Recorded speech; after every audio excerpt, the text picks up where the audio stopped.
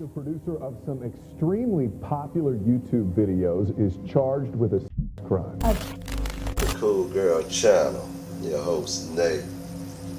Let me sing y'all a song. Merry Christmas from the Cool Girl Channel. Ooh, my chair. You must be loved.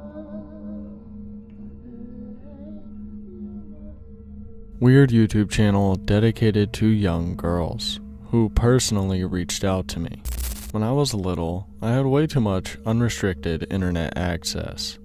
I made vlogs since I was about 10 years old and continued up until I was 14 or so. During that time, there was a subscriber who would always comment on my videos and send me private messages suggesting what kind of videos I should post. I unfortunately can't remember how to find the YouTube private messages. That was something I remember existing 10 years ago, but the channel has been active until a few years ago. Run very clearly an odd middle-aged man, entitled The Cool Girl Channel. Most of the videos are short clips of the man talking, but if you scroll a little bit, you'll notice content surrounding young girls. I completely forgot about this until recently, because I didn't understand this when I was little, so I never thought too much about how creepy it was. The channel is still up and has very little attention, but he was also very active for over a decade, until disappearing about 4 years ago. I was wondering if anyone could possibly look more into this guy. Cool Girl Channel is a channel run by a middle-aged man dedicated to finding young girls to post on his YouTube channel. Comment about where I was making vids in my Sex 101 vids, and I be talking raunchy and talking about creamy. It be young girls watching my channel, maybe, and seeing it. Well, sorry, baby. Rule number one is that ass can get creamy too. You know what I mean? Because it's just it's a biological thing. And she said she made the comment on a young girl channel. This is not a young girl channel. This is an all-female channel. Young, old, anything. Long as you female, you on my channel. It might be a female girl, might be a female woman, might be a female child, might be a female baby. You know, long as you're a female, this is your channel. This is a video called Guess Who. This video has nothing to do with girls besides the thumbnail. But who are these girls? Well, I can't tell you. Backsearching this image comes with absolutely nothing. Doing a search of the CGC channel on YouTube, you find the past profile picture of this YouTube channel, which is a photo of a woman named Killkadn Thomas. Killkadn Thomas is a known Australian country singer, known for making country rock music. Starting music at 9 years old, making songs that are actually known, like I Wish. Parental advisory, explicit language, 101. Planned Parenthood. Nate here discusses the social justice movement in Planned Parenthood, expressing concerns about women's rights being compromised by the sale of fetal body parts, advocating for more parental involvement in sex education and biological understanding, starting the video in a way I could only describe as attempting to come off romantic or swoonish. Yes, damn. 1, 2, 3, what's up, two beds? I'm your host, Nate. What's happening, girls?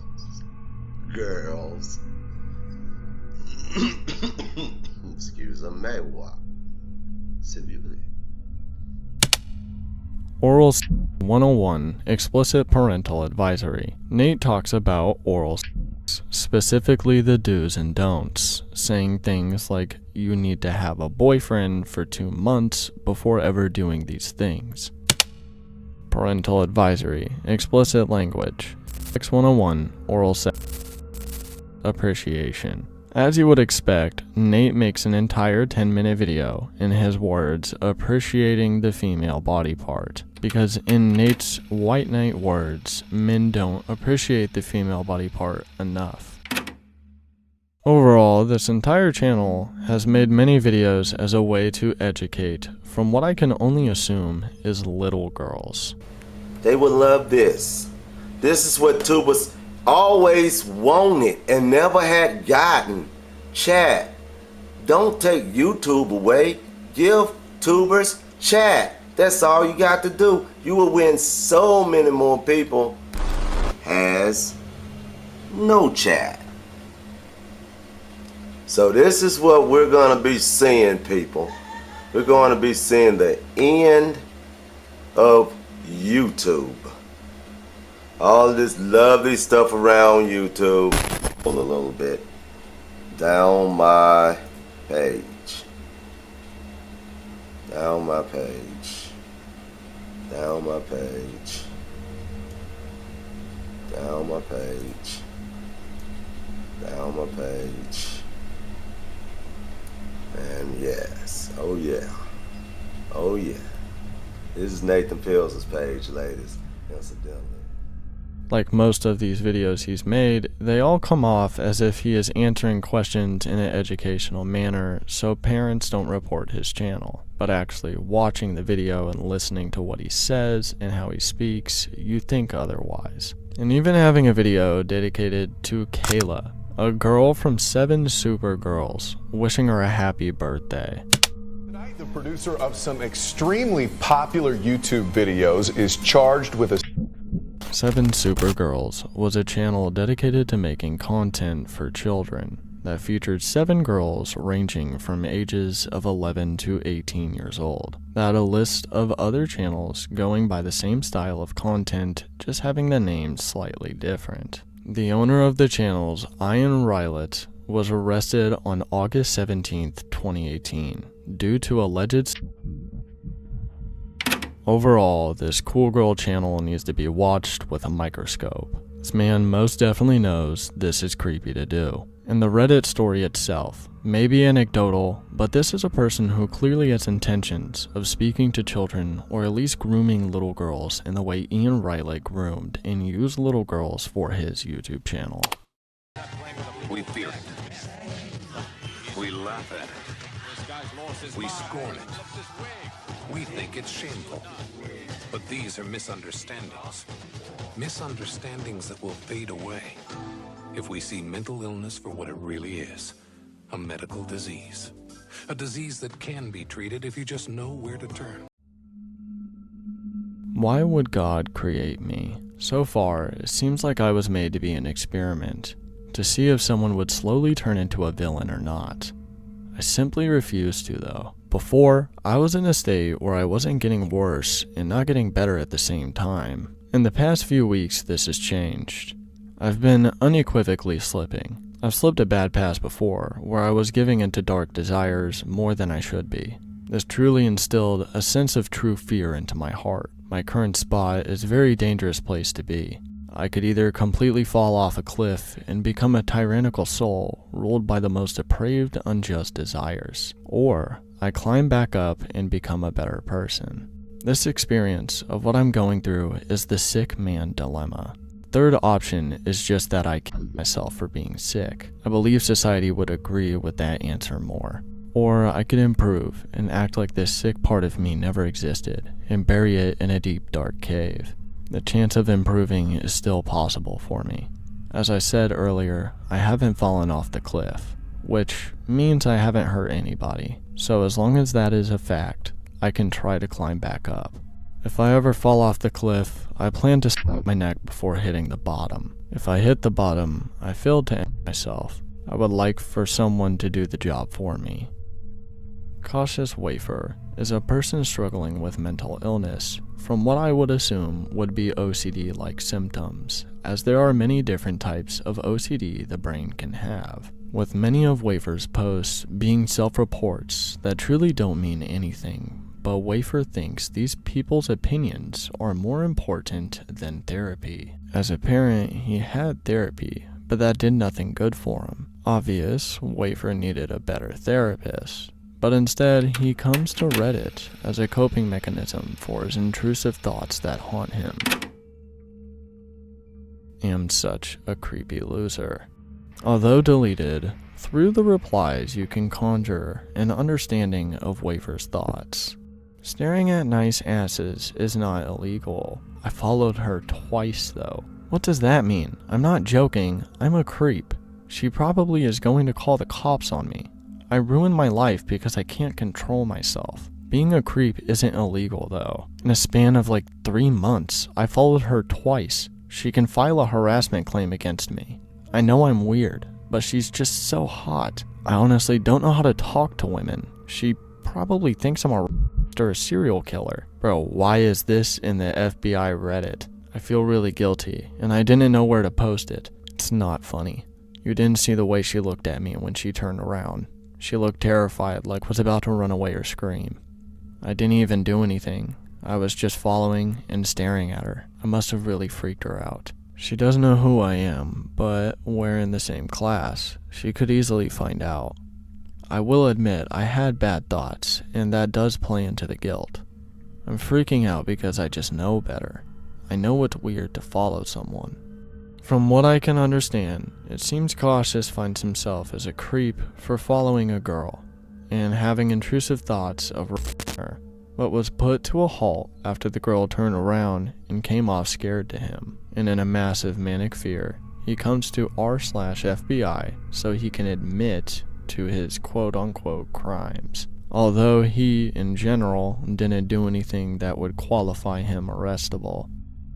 And looking through many other posts of Cautious, he asked Reddit many questions for his own sanity, instead of professional help or friends, which only leads to people who don't know him giving him horrible advice, and outright calling him a creep most of the time, like this post.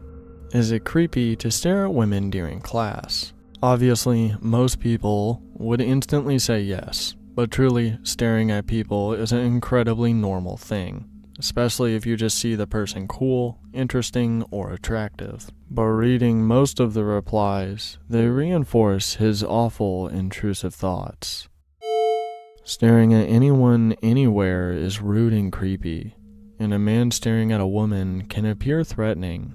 Don't do it. I'm not disagreeing with you, but is it really threatening since we are in class?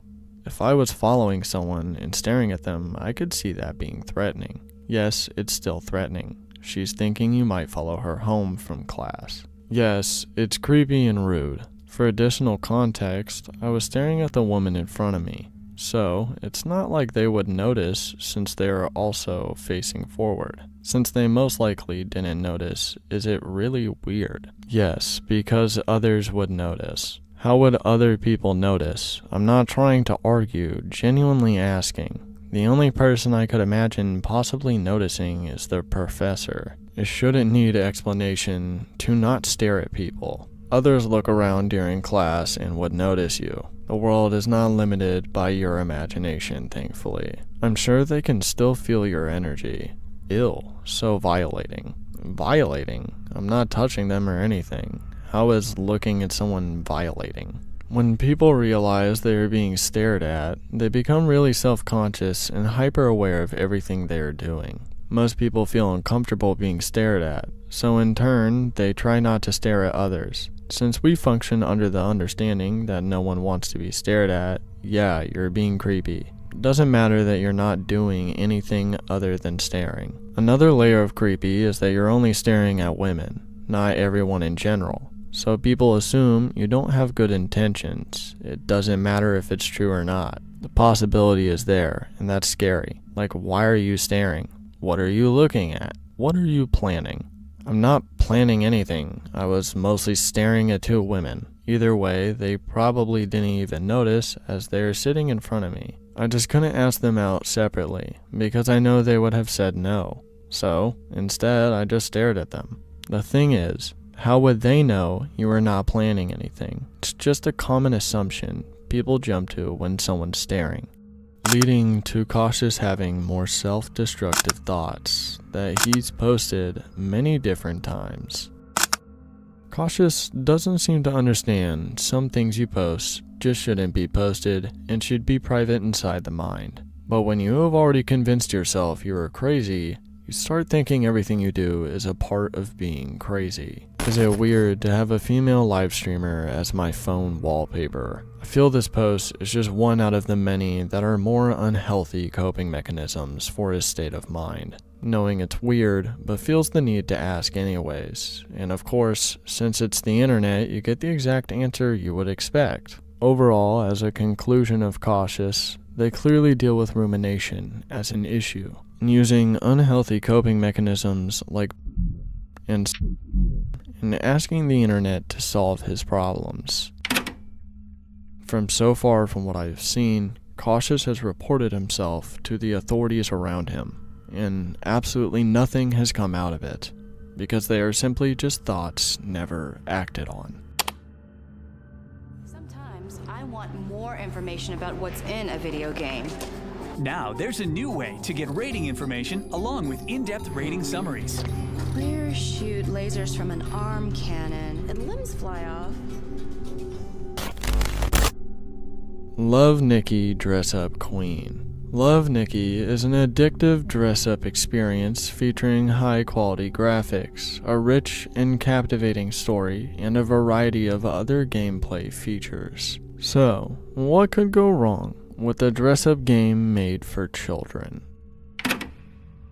Bizarre rabbit hole of explicit material hidden in a mobile dress-up game. I downloaded this mobile game, Love Nikki, for quick hits of dopamine during this summer. It's basically a dress-up battle game with lots of gacha elements. After about 20-ish days of playing, I noticed something extremely strange. There's a feature in the game called the Starry Corridor, where users can post pictures of their dressed up characters for other people to see. A few days ago, I was browsing the Hot tab by trying to earn my daily reward for liking posts, when I saw a post complaining about NSFW users. I had absolutely no idea what this meant and just brushed it off as a bit strange, until I kept scrolling and came upon one of these NSFW posts. One particular user writes long, explicit stories in the comment sections of their posts, containing some of the most bizarre, graphic, and disgusting imagery I've ever read.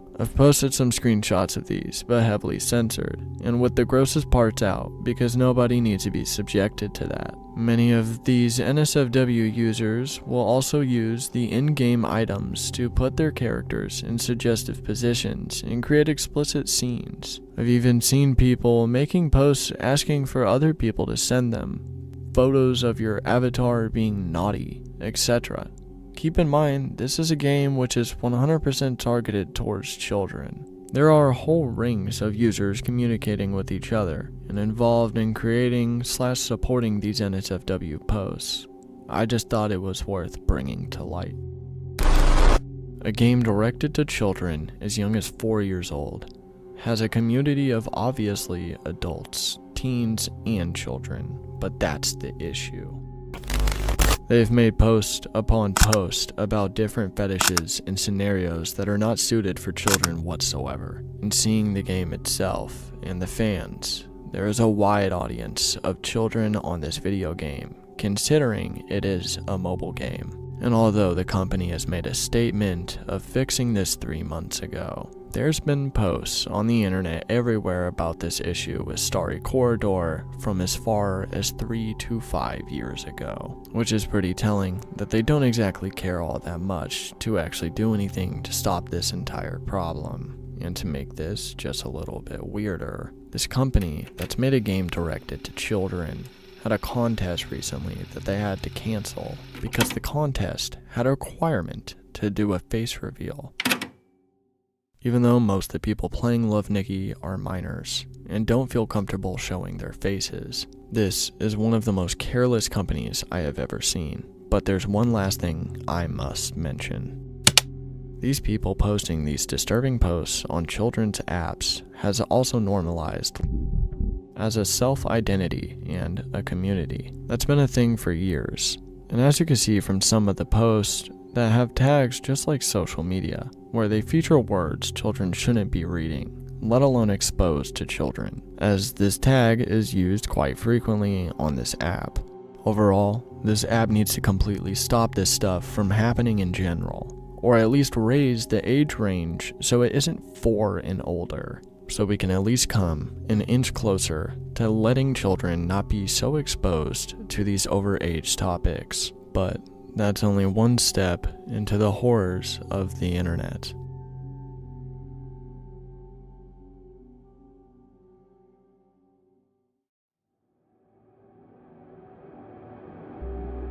I would like to dedicate this video to my mother. My mother passed away December 1st, 2024, in loving memory of Samantha Lynn Lyons. Thank you for always being with me.